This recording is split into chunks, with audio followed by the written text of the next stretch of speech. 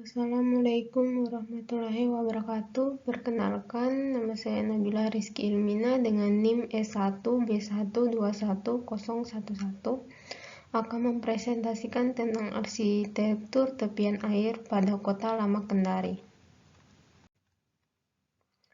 Pembahasan yang akan saya bahas di sini pertama tentang definisi arsitektur tepian air dan kota lama, kedua peraturan maupun perundangan arsitektur tepian air, dan ketiga prinsip perancangan arsitektur tepian air pada Kota Lama Kendari. Selanjutnya langsung saja definisi arsitektur tepian air. Terminologi tepian air diambil dari ahli bahasan waterfront city. Kawasan tepian air merupakan kawasan pertemuan perairan dan daratan, suatu wilayah yang berbatasan dengan tepian air seperti laut, danau, sungai, dan sejenisnya. Dikutip dari Bean dan Rigby tahun 1993. Kemudian, waterfront city adalah suatu area yang terletak di dekat perbatasan dengan kawasan perairan di mana terdapat kegiatan dan aktivitas berupa ekonomi maupun sosial pada area pertemuan tersebut, dikutip oleh Mellon tahun 1996. Tentang Kota Lama Kendari. Kawasan Kota Lama Kendari dahulunya adalah pusat kota dan merupakan kawasan permukiman yang terencana dengan baik, yang dilengkapi dengan sarana dan prasarana kota. Seiring dengan perkembangan kota yang mengarah ke arah barat kawasan atau meninggalkan pusat kotanya, kawasan tersebut perlahan-lahan mulai mengalami pergeseran fungsi serta tidak produktif karena penurunan aktivitas ekonomi. Untuk Kota Lama Kendari yang akan saya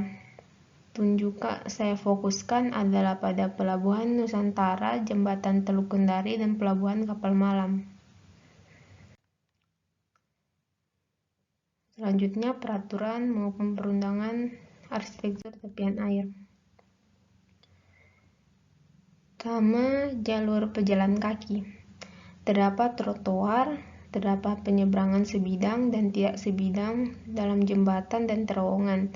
Terdapat fasilitas desain tanpa halangan untuk orang berkebutuhan khusus, lebar untuk kebutuhan satu orang 60 cm dan ruang tambahan 15 cm. Kebutuhan dua orang sekurang-kurangnya 150 cm. Kemiringan memanjang 8% dan melintang 2-4%. Berdasarkan dari Peraturan Menteri PUR nomor 2 tahun 2018. Selanjutnya, sempadan pantai. Sempadan pantai yang berjarak minimal 100 meter dari titik pasang tertinggi ke arah barat. Berasal dari Peraturan Undang-Undang nomor 27 tahun 2007. Selanjutnya, jalur sepeda minimal memiliki lebar 1,44 sampai 1,74 meter untuk satu sepeda dan minimal 2,76 sampai 3,36 meter untuk dua sepeda. Peraturan nomor 5 tahun 2021.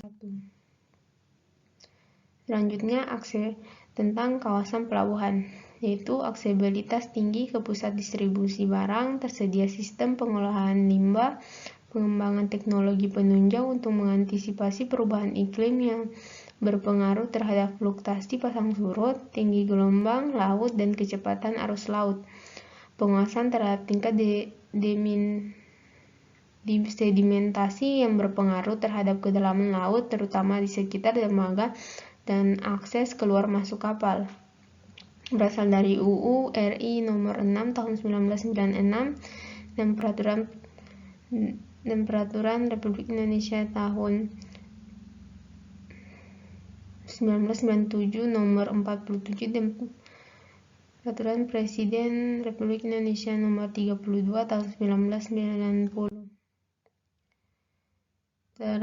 Terakhir, prinsip rancangan arsitektur tepian air pada Kota Lama Kendari. Pertama, jalur pejalan kaki.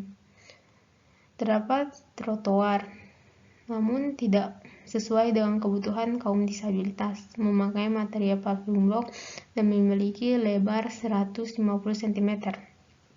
Jalur pejalan kaki di sini hanya terdapat pada area Jembatan Teluk Kendari, sedangkan untuk area pada Pelabuhan Nusantara dan Pelabuhan Kapal Malam tidak terdapat trotoar atau jalur pejalan kaki.